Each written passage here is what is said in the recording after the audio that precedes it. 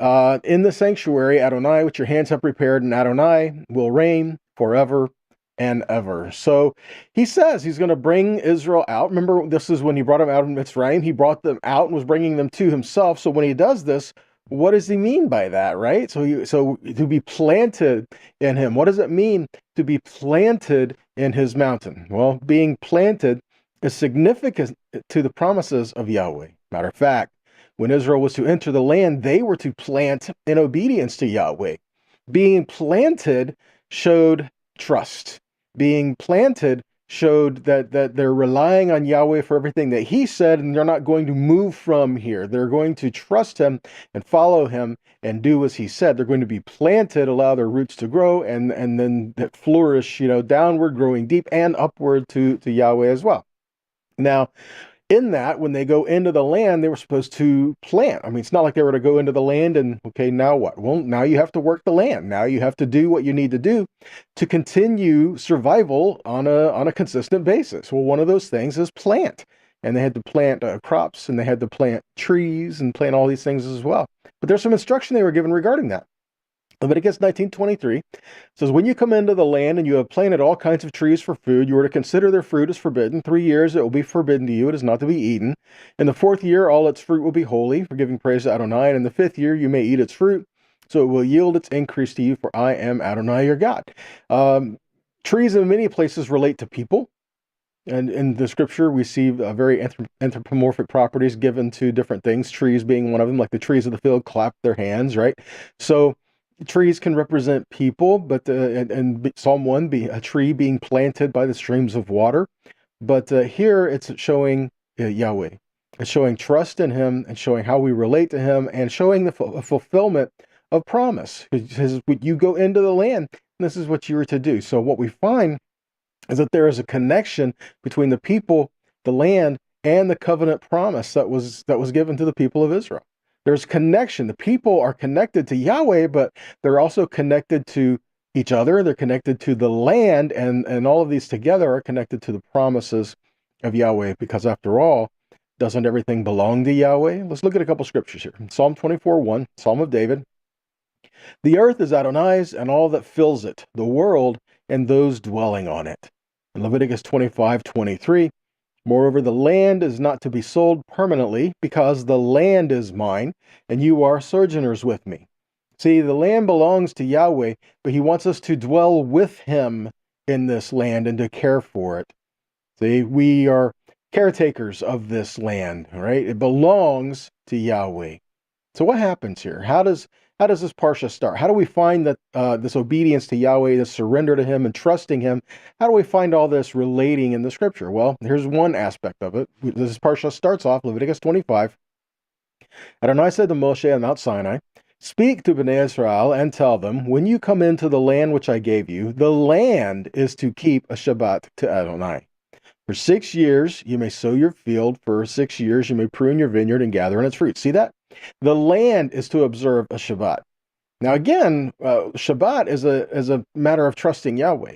You work 6 days, you do what you do the 6 days, what you need, but the 7th day is a day of trust Yahweh, seeking that reconnecting with him, coming back into him to rest physically and spiritually and in him. And so this is showing that you rely on him. Plus we learn that Shabbat is a seal of covenant. It's a sign of covenant for the people of Israel. And so here we have all this together. So Yahweh is telling the people, when you go into the land itself is to observe a Shabbat. And what we find as you go on, you read, not getting into that today, but you find they didn't keep these Shabbat years, and they didn't keep these times, and so they were exiled because of it. See, the not keeping covenant will cause exile, being removed from the promise and the presence of Yahweh, okay? But that's why he brought us to a place of restoration, reconciliation, and bringing us into him. Okay, now how does this parsha end? We see how it begins. It begins with, even though the land is going to keep a Shabbat, Leviticus 26:2, the parsha ends, you are to keep my Shabbatot, that's plural of Shabbat, and have reverence for my sanctuary, I am Adonai. See that common theme? Common theme is Shabbat. And it says, when you keep my Shabbat, you are reverencing my sanctuary. You are showing that you honor Yahweh in doing so. You are trusting him in keeping Shabbat. Vayikra 25:2 states that the land itself will observe a Shabbat, and this is to teach us total reliance on Yahweh for our lives, for our redemption, and for our freedom. So let's go forward. Leviticus 25:8. You were to count 7 Shabbats of years.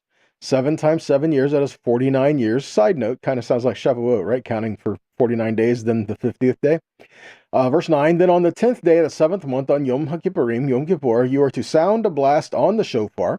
You were to sound the shofar all through your land, and you were to consecrate the 50th year, proclaiming freedom throughout the land to all its inhabitants, and it will be a yovel for you.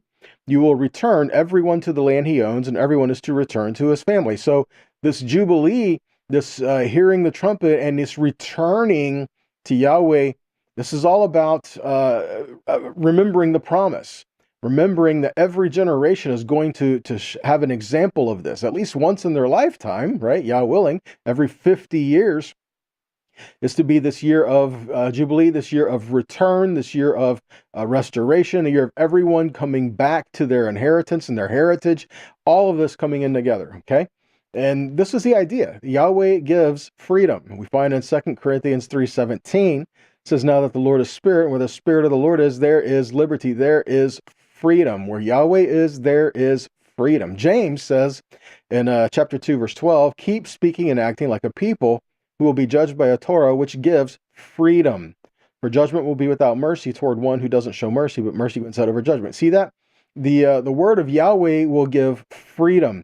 It sets you free and then teaches you the boundaries of life to learn how to stay free, so you don't go jumping into every mud puddle that you find or fall in every ditch that you come across, right? Shows us how to continue to live for him in the way.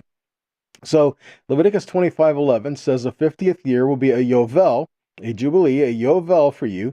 You shall neither sow nor reap what grows of itself. This word is safiach. It means something that's falling off, a self-grown crop. It's growing by itself. The word for root is safach, which means to scrape out by removal or by association, but also can be gathering together or abiding. So this can mean falling off, but it can also mean being joined to. So the idea here is that we're not sowing new things, we're not planting new things, but that which Yahweh has given to us, we will be joined together in that. We will bring that together, gather that together, and be joined together in what he has provided for us.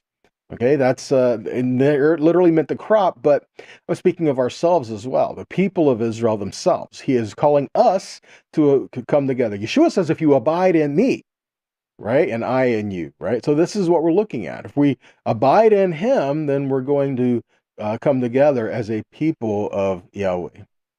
Leviticus 25:11, again, the 50th year shall be a yovel, a jubilee for you. In it you shall neither sow nor reap what grows of itself, nor gather the grapes from the undressed vines, for it is a jubilee. It shall be holy to you. You may eat the produce of the field, and in this year of jubilee, each of you shall return to his property. That's important, verse 13, because the yovel, the jubilee, cannot be declared until all of God's people come back home, come back to the land of covenant that was promised to them. The yovel, this jubilee year, cannot be declared until all God's people come home. Yeshua said he came for the lost sheep of the house of Israel, right? Until all the tribes return home, and all those that are to be joined in with them, as Ezekiel states, that that's when jubilee is going to rightfully and fully be declared. Okay, it could not be pronounced without knowing all the 12 tribes. Leviticus 25:10 says you were to consecrate the 50th year, proclaiming freedom throughout the land to all its inhabitants, and all, no matter where you are, will be gathered in and brought back. It is a return for everyone to the land that he owns, and a return of everyone to the family, to their family, their rightful place of inheritance, their heritage, and calling back into the land of covenant. Yeshua said in Matthew 10:16, go to the lost sheep of the house of Israel. And in Matthew 15:24, he says, I was sent to the lost sheep of the house of Israel. John chapter 10, verse 14, Yeshua says, I am the good shepherd. I know my own, and my own know me. Just as the Father knows me, and I know the Father, and I lay down my life for the sheep. And I have other sheep that are not of this fold. I must bring them also, and they will listen to my voice. So there will be one flock and one shepherd.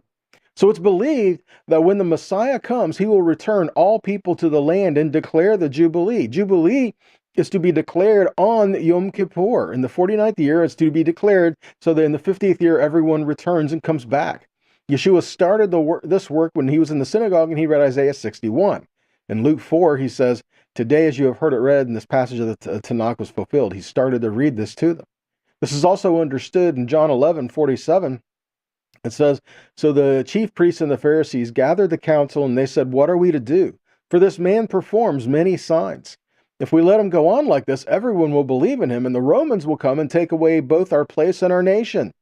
But one of them, Caiaphas, who was the high priest that year, said to them, 'You know nothing at all.'" Verse 50, "Nor do you understand that it is better for you that one man should die for the people, not that the whole nation should perish. And he did not say this of his own accord, but being the high priest that year, he prophesied that Yeshua would die for the nation," look at verse 52, "and not for the nation only, but also to gather into one the children of God who are scattered abroad." So even in this time, who were the children of God that were scattered abroad? The lost sheep of the house of Israel. He said that it is beneficial that this one man die for all Israel to help bring all Israel to a place of being gathered back in. Now, the high priest would have an understanding of this, but not everyone today really has an understanding of this. But it is a biblical principle that we find. In the book, The Tabernacle Prefigured, the Cosmic Mountain Ideology, L. Michael Morales states this: "The death of the high priest is a type of return or restoration for the people. Consider the high priest as symbolizing Adam, and then his entrance into the Holy of Holies on the Day of Atonement as an ascent. The priest represented the restored creation as pertaining to humanity. He had to be perfect as a man. The high priest was also believed to be the true second Adam. It may even be precisely because he is an Adam figure that the priest's sin propagated guilt among the entire people." How can the priest propagate guilt among the entire people? Well, look at Leviticus 4, verse 3. It says, "If the anointed priest who sins, thus bringing guilt on the people, and he shall offer for the sin that he has committed the bull from the herd without blemish to Yahweh for a sin offering." What we find is that if the high priest sinned, he brought guilt on Israel. All those who were under his authority, which would have been all Israel. So put this in the picture of Yeshua as our high priest. If he would have sinned, it would have brought guilt not just on him, but everything under his authority, which would be all of creation. Okay, that's why it's important that he had to have no sin, that he did not sin. Okay, so again, the death of the high priest was a type of return or a restoration. So the high priest's atonement labors were not only accomplished on the high holy day of atonement, but even, finally, through his own death. At the pinnacle of the system stood the high priest. These Day of Atonement ceremonies enable God to continue dwelling among his people despite their sinfulness. The atoning work of the high priest culminated in his death. This purged the land of the blood guilt associated with violent death and allowed those convicted of manslaughter to leave the cities and return home. You remember the cities that were set aside where if someone had committed manslaughter, or if someone had shed blood, they were guilty, but it may not have been intentional or malicious, but they were still guilty. So they had to go to these places and they were there. But when the high priest died, they could be set free and return home. This is a picture of Yovel. This is also a picture of Yeshua setting you free, allowing you access and right to come home, right? He took on our punishment. And he bore that so that we could come back. And this is a picture of a high priest. Romans 5:8 says, "God demonstrates his own love for us in that the Messiah died on our behalf while we were still sinners. Therefore, since we have now come to be considered righteous by the means of his bloody sacrificial death, how much more will we be delivered through him from the anger of God's judgment? For if we were reconciled with God through his son's death when we were enemies, how much more will we be delivered by his life now that we are reconciled?" Verse 11, "And not only will we be delivered in the future, but we're boasting about God right now because he has acted through our Lord Yeshua the Messiah, through whom we have already received that reconciliation." So here's how it works. It was through one individual that sin entered the world, and through sin, death. And in this way, death passed through the whole human race inasmuch as everyone sinned. Look at verse 18. In other words, just as it was through one offense that all people came under condemnation, so also it is through one righteous act that all people came to be considered righteous. For just as through the obedience of the one man, many were made sinners, or through the disobedience of the one man, many were made sinners, so also through the obedience of the other man, many will be made righteous. See that? So because of what Yeshua did is how we can be considered and made righteous, because he is a priestly figure, much as Adam was in the very beginning. Galatians 3 says, the scripture foreseeing that God would justify the Gentiles by faith, preached the gospel before to Abraham, saying, in you shall all the nations be blessed. And verse 14, so that in Messiah Yeshua, the blessing of Abraham might come to the Gentiles, so that we might receive the promised Spirit through faith. In verse 29, and if you are the Messiahs, then you are Abraham's offspring and heirs according to the promise. See that? All being reconciled and restored to a people set apart to Yahweh, a people called by his name, a people called Israel. Ephesians 10, verse 10 says, we are his workmanship, created in Messiah Yeshua for good works, which God prepared beforehand that we should walk in them. Therefore remember that at one time you Gentiles in the flesh called the uncircumcision by what is called the circumcision, which is made in flesh by hands. Remember that you were at that time separated from the Messiah, alienated from the commonwealth of Israel, strangers to the covenants of promise, having no hope and without God in the world. But now in Messiah Yeshua, you who once were far off have now been brought near by the blood of Messiah. Brought near to what? Brought near to Yahweh, but brought near to his people of covenant, brought near to the heritage and the inheritance of the people of Yah, and brought in to be partakers of all this together, all because you can be a part of this jubilee, this return, right? So Messiah will declare the Yovel, which means Messiah will gather all Israel. Matthew 15:24, Yeshua says, I was sent to the lost sheep of the house of Israel. And Romans 11:17 says, some of the branches were broken off, and you, although a wild olive shoot, were grafted among the others. You now share in the nourishing root of the olive tree. So do not be arrogant toward the branches. If you are, remember, it is not you who support the root, but the root supports you. Again, we're grafted in to be a part with a people of Israel, a people called by his name. Now, Hebrews 9:22. So let's talk about Jubilee here for a minute. And almost all things are by the law purged with blood. Without the shedding of blood, there is no remission of sin. Okay, so this word used here, without the shedding of blood, this is speaking towards of atonement, or Yom HaKippurim, Yom Kippur, says there is no remission of sin. This word remission is aphesis, which means freedom, pardon, deliverance, forgiveness, liberty, or remission. The related Hebrew word for this is Yovel, the Jubilee, the return in the Jubilee. So what we're saying is on Yom Kippurim, is when this is speaking of atonement, when Jubilee was declared, and again, the Messiah will declare the Jubilee, and because he can set us free and cause all of our debts to be released and cause us to come back home to him, come back home to where we're supposed to be. So without the shedding of blood, or without atonement, without Yom Kippur, we can't have this return to him, this gathering in together as a people of Yahweh together. We can't have the Yovel, the freedom in him, without that. So Leviticus 16:32 says, the priest who is anointed and consecrated as priest in his father's place shall make an atonement, wearing the holy linen garments.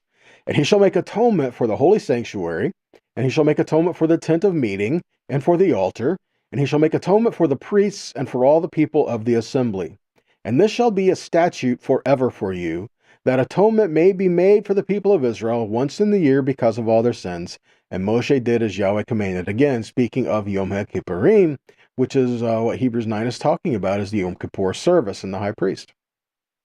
So let's continue in that, Hebrews 9, where it says, but when the Messiah appeared as Kohen Gadol of the good things that are happening already, then, through the greater and more perfect tent, which is not man-made, that is not created of this world, he entered the holiest place once and for all, and he entered not by means of the blood of goats and calves, but by the means of his own blood, thus setting people free forever.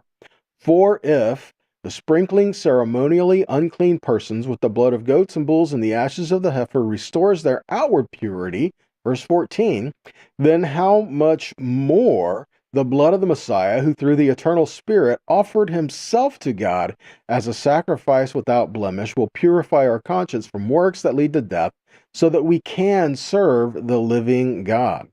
See that? So we have been cleansed, purified, atoned for, so that we can serve him with a clean heart, clean hands, clean conscience, and to come before him and feel like we can return home. We can come back and we can dwell safely and securely in the land, which again is part of that return in the 50th year. Leviticus 25:18 states, "Therefore, you shall do my statutes and keep my rules and perform them, and then you will dwell in the land securely." See that? If we're just going to listen to Yahweh and just do what he says, he'll keep us safe. We can dwell in that safety. We can dwell and trust in him in the midst of all that. So the question is, are we obedient to Yahweh only when it makes sense to us? Are we obedient only when it's prudent in our eyes? Are we obedient only when we feel like it? If so, are we really being obedient? We show our faith by our obedience to the word. We show our faith by our obedience to Yahweh and what he has instructed us. We follow him. Okay? Leviticus 25:5. It says, for Bnei Israel are my servants whom I brought out of the land of Egypt. I am Adonai your God. Exodus 31:13 says, speak now to Bnei Israel, saying, surely you must keep my Shabbatot, for it is a sign between me and you throughout your generations, so that you may know that I am Adonai who sanctifies you. See that? We keep the Shabbat to acknowledge the fact that Yahweh sanctifies us. We do not keep Shabbat to try to work ourselves into being sanctified. No. Yahweh, when he redeems you, sets you apart. He sanctifies you.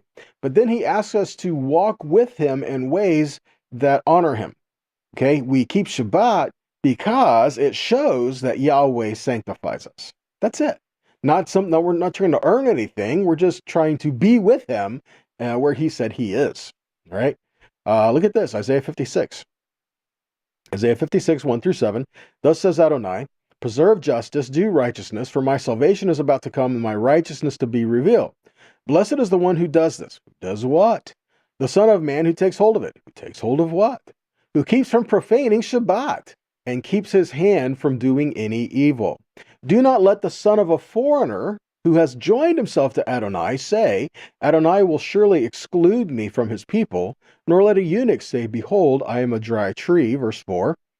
For thus says Adonai, to the eunuchs who keep my Shabbatot, who choose what pleases me and hold fast to my covenant, I will give to them in my house and within my walls a memorial and a name better than sons and daughters, and I will give them an everlasting name that will not be cut off. Also, the foreigners who join themselves to Adonai to minister to him, to love the name of Adonai, and to be his servants. All who keep from profaning Shabbat and hold fast to my covenant. Verse 7. These I will bring to my holy mountain, and let them rejoice in my house of prayer. Their burnt offerings and sacrifices will be acceptable on my altar, for my house will be called a house of prayer for all nations. See that? You may have heard, my house will be a house of prayer for all nations. But did you understand the context of this is in Scripture of all who come to him, give themselves to a place of being in covenant with Yahweh, and keep Shabbat, who seek to minister to him, who seek to honor him. See, we're very selfish when we're reading things in the Scripture. It says, my house will be called a house of prayer for all people. We think, oh, it's just so we can get together and just feel good, right? No, this is about a people who keep covenant and honor Yahweh. It doesn't matter where you came from. But once you submit yourself to Yahweh, you now become a part of his people. No matter where you were, you now are something new. 1 Peter 2, 7 and 8 says, now to you who keep trusting, he is precious. But to those who are not trusting, the very stone that the builders rejected has become the cornerstone. Also, he is a stone that will make people stumble, a rock over which they will trip. They're stumbling at the word, disobeying it, as have been planned. See that? Peter is equating obedience with the heart for Yahweh. He's saying, if you don't believe, then you'll be disobedient. If you believe, you'll be obedient. And even put this down this way, like the Shabbat years, Same with the 6 days and then the seventh day Shabbat. Same principles apply. There's a blessing in the 6th year for preparation. The blessing and preparation of the 6th day was the same. They gathered manna every day, but they gathered twice as much on the 6th day, and because it requires faithfulness to walk in the provision of it, but you had to honor it, you had to gather it, you had to bring it together, right? On the 6th day, there was twice as much manna there, but you had to go collect it and be prepared for it, because as you prepared yourself to enter into Shabbat, Yahweh gave you that blessing on the 6th day to see you through it. Now, if you did not have the faith on the 6th day to collect what you needed to collect in the 7th, when the 7th came, you didn't get that blessing. You didn't have what you needed because you didn't listen. You weren't obedient. So Yahweh will give us, much like in the Shemitah years, you had to make the decision before the 7th year got here. You had to make the decision in the 6th year what you're going to do, because in that 7th year you're not gonna plant there, right? So in that 7th year, it's going to rest. Land is going to rest. You're not going to plant. You're not going to reap. You're not going to sow, and which means you're going to have more time spending with family. You're going to have more time spending in prayer and Yahweh and gathering with His people. All this and having all the people returning back home and coming back, and again, it's this great reunion that's supposed to happen, right? And so now what happens is in preparation, if you did this in the 6th year, Yahweh says that He will give you bumper crops. He will give you the additional crops that are needed to sustain you until the planting in the following years. Okay? Because if you don't plant in the 7th year, then when that 8th gets here, at the beginning of that 8th, you're not going to have what you need. So you're not really planting until that 8th year, which means you're in part of the 8th year, you're starting to get crops and into the 9th year. So again, if you're faithful in that 6th, He's going to see you through that 7th and into that 8th, all the way into what you need. Again, it's a matter of trusting Yahweh, honoring Him, keeping His word, and having faith in Him, that if we approach this faithfully, He will do what He says. What we've learned is that keeping Shabbat is an act of faith, as also an act of obedience. It teaches us that our provision is from Yahweh. Leviticus 23:3 says, "Work is to be done on the 6 days, but the 7th day is a Shabbat of complete rest, a holy convocation. You are not to do any kind of work. It is a Shabbat for Adonai, even in your homes." Even if you're like, "Oh, well, no one can see me here," it's still Shabbat. It doesn't matter, right? And so again, Shabbat is a time of ceasing from your working, ceasing from your creating, a holy convocation that's a gathering in together of the people of Yahweh and declaring His great name in our midst, right? Exodus 31:13, "Speak to the children of Israel, saying, Verily my Shabbats you shall keep, for it is a sign between me and you throughout your generations, that you may know that I am Yahweh that sanctifies you." Again, keeping Shabbat is a sign that you don't belong to you. You belong to one other than you. You belong to one greater than you. You belong to somebody else. I belong to Yahweh, the Most High, the King of Israel. And that is what keeping Shabbat does. It's a matter of trusting Yahweh and showing the world, I don't work in my own means. I don't rely on myself. I rely on the Creator of heaven and earth. I rely on the one true God.